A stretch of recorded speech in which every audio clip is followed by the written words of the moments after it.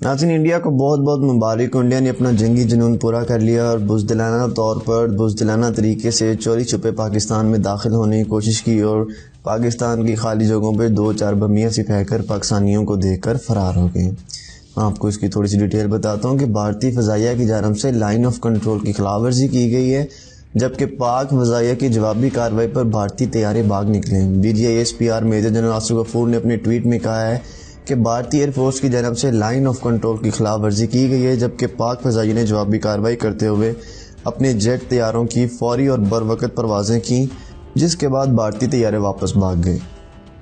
Major general Asif Ghafoor ने एक और ट्वीट में पैगाम में कहा है कि भारतीय जंगी तैयारे आज़ाद कश्मीर के 3 से 4 मील तक अंदर आए और खुली जगह पर पेलोड गिराकर वापस चले गए, जबकि हमले में किसी इंफ्रास्ट्रक्चर या इंसानी जान को कोई नुकसान नहीं पहुंचा और तकनीकी और दीगर अहम मालूमात जल्द शेयर की जाएंगी। ISPR के मुताबिक भारतीय तैयारों ने मुजफ्फराबाद सेक्टर की जानब से दरानगी करने की कोशिश की है, जबकि पाक फ़िज़ाइया की जानब से बरवक़्त और मौसर कार्रवाई के नतीजे में भारतीय तैयारे बदहवासी में अजाफी लोड बालाकोट के इलाके में गिराकर भाग निकले। तहम इस वाक़े की कोई जानी नुकसान नहीं हुआ और ना ही कोई माली नुकसान हुआ है।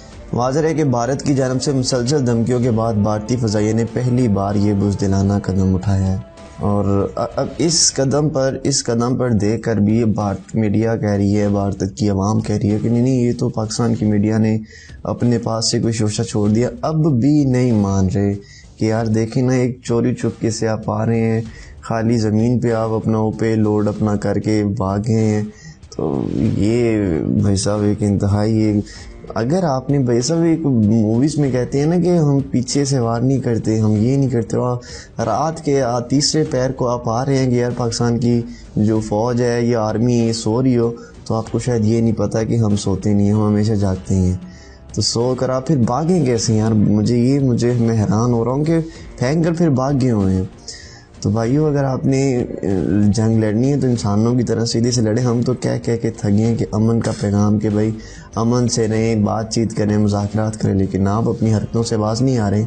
अगर नहीं आ रहे फिर भागते क्यों हैं? फिर आप खड़े होकर मुकाबला करें। आप पाकिस्तानी अब यूट्यूबर्स को देख लें, आप इंडिया और पाकिस्तान में फ़र्क देख लें कि पाकिस्तान के जितने भी यूट्यूबर्स ने इनके इस पुलवामा अटैक के अबाउट वीडियोज़ बनाई हैं, उसमें किसी ने भी इंडिया को गाली नहीं दी है।